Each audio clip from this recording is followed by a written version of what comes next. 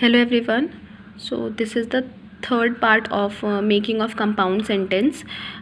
We have already discussed two part. So this is a third kind of coordinating conjunction, which is adversative coordinating conjunction. We have already discussed two, which is cumulative and alternative conjunction. And the way we have discussed them, like we just keep in our mind the keywords, the meaning of the word cumulative and the meaning of word alternative. In a similar way, we are going to learn this part as well. We just need to keep the meaning in our mind, and with that note everything will be easy.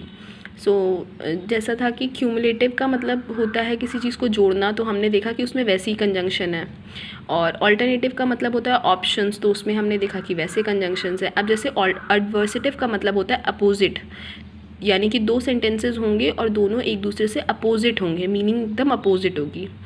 उस condition में जो conjunction दोनों को जोड़ने के लिए use होंगे उनको हम कहते हैं एडवर्सेटिव कोऑर्डिनेटिंग कंजंक्शन। अब ये कौन से कंजंक्शंस हैं?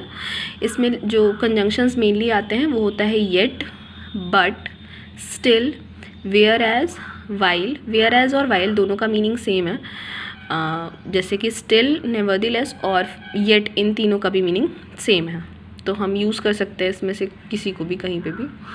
तो एग्जांपल से देख लेते हैं कैसे सेंटेंसेस अपोजिट मीनिंग रखते हैं। जैसे फर्स्ट सेंटेंस है, the rope was thin it was strong.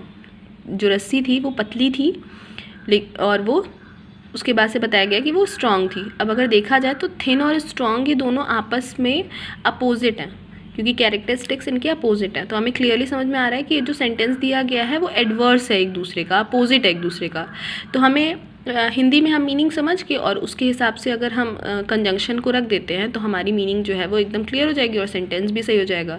जैसे अगर हमें हिंदी में बोलना होगा तो हम यही बोलेंगे कि रस्सी पतली है लेकिन मजबूत है।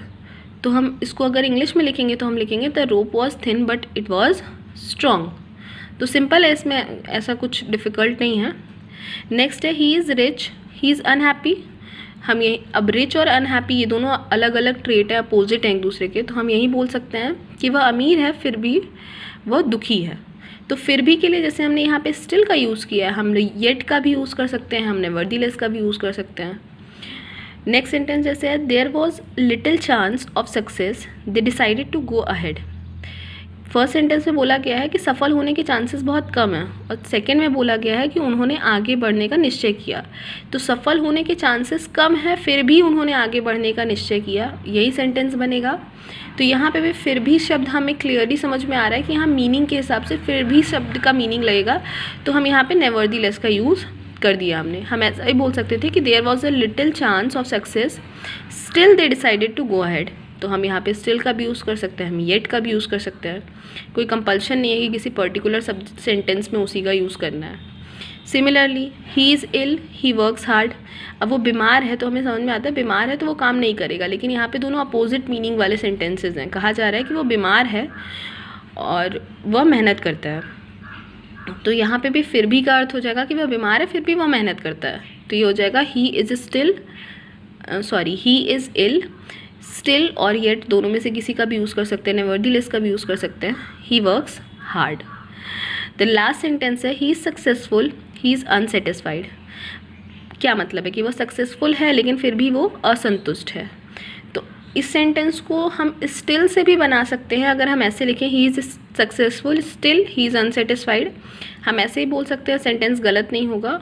और हम ऐसा भी बोल सकते हैं कि वो अनसेटिस्फाइड है जबकि वो सक्सेसफुल है। हम ऐसे ही बोल सकते हैं कि वो असंतुष्ट है जबकि वो सफल है। तो इस सेंटेंस को हमने क्या कर दिया, इधर उधर कर दिया, बात सेम ही कही जा रही है, तरीका अलग। तो यहाँ पे वेयर एज या वाइल का भी यूज़ किया जा सकता है। जैसे ही is unsatisfied while he is successful, वो अनसेटिस्फाइड है जबकि वो सक्सेसफुल है। तो आई होप इसमें कोई दिक्कत नहीं होगी। The next, elative conjunctions. So ये बहुत छोटा सा पार्ट है, इसमें ज़्यादा कंजंक्शंस नहीं है, so I thought it would be good to discuss in the same part. And with that note, our compound sentences are completed. Now we have to discuss our last part, which is a complex sentence. So elative means होता है result बताना। तो illative का मतलब होता है कि final result पता करना या रीज़न हमें जिससे पता चलता है उसे हम इलेटिव कहते हैं। तो 4 वर्ड्स हैं, चारों की मीनिंग और चारों का कौन कौन सा कंजंक्शन है उतना याद करके केवल एक एक एग्जाम्पल भी अगर दिमाग में रहेगा तो वो हमेशा याद रहेगा कि किस तरीके से ये सेंटेंस बनेंगे, क्योंकि ये बहुत ईजी है। तो इलेटिव कंजंक्शन में जो कंजंक्शंस आते हैं वो कौन कौन से होते हैं? सो जिसका मतलब होता है इसलिए, देयरफॉर इसलिए, फॉर का मतलब क्या है? क्योंकि। तो जैसे एग्जाम्पल से अगर हम देखें तो इसमें क्या है, I am a sinner I can not die in peace. वो कह रहा है कि मैं सिनर हूँ, मैंने पाप किया है और मैं शांति से मर नहीं सकता। तो यहाँ पे रीज़न क्या पता चलेगा कि वो शांति से क्यों नहीं मर सकता? क्योंकि उसने पाप किया है, या वो पापी है इसलिए वो शांति से नहीं मर सकता। तो ये दोनों तरीके से हो सकता है। जैसे सेंटेंस को हम इधर उधर कर देंगे तो भी बन जाएगा। तो फर्स्ट वाले सेंटेंस में जैसे प्रिंसिपल हमारा क्लॉज कौन सा हो जाएगा? I am a sinner so I can not die in piece.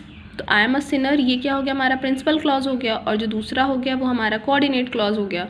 जबकि सेकेंड सेंटेंस अगर इसी बात को हम फॉर का इस्तेमाल करके सेंटेंस बनाएंगे तो यहाँ पे I can not die in peace ये हमारा प्रिंसिपल क्लॉज हो जाएगा। वो कह रहा है कि I can not die in peace for I am a sinner, मैं शांति से नहीं मर सकता क्योंकि मैंने पाप किया है। सो इस तरीके से ये 3 कंजंक्शंस मोस्टली यूज़ होते हैं, इनका इस्तेमाल करके हम सेंटेंस को बना सकते हैं। नेक्स्ट और लास्ट एग्जांपल है something fail I heard a third. Third मतलब जो आवाज़ आती है किसी चीज़ के गिरने की, उसको कहा जा रहा है। समथिंग फेल कुछ गिरा, आई हर्ड अ थर्ड मैंने क्योंकि आवाज़ सुनी। तो कुछ गिरा, और ये मुझे कैसे पता चला ये कुछ गिरा? क्योंकि मैंने आवाज़ सुनी, मैंने किसी चीज़ के गिरने की आवाज़ सुनी, इससे मुझे पता चला कि कुछ गिरा है। तो हमें रीज़न पता चल रहा है, रीज़न पता चलता है तो उसे हम इलेटिव कहते हैं। So this is all for the compound sentence, for the making of compound sentence. If you have any problem you can ask on WhatsApp group or in the complaint box of the app. So make sure if you have any doubt you put them in the complaint box or in the WhatsApp group. Thank you.